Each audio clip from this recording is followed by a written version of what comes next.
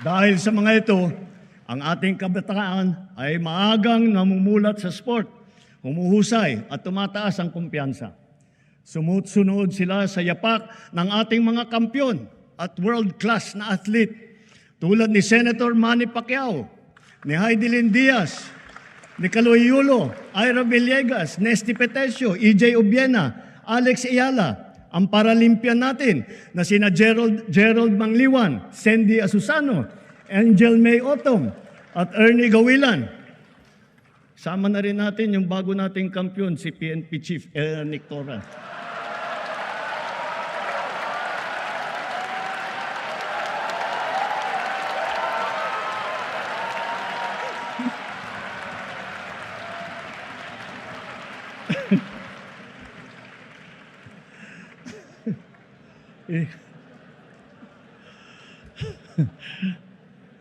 Gulat si Chief PNP.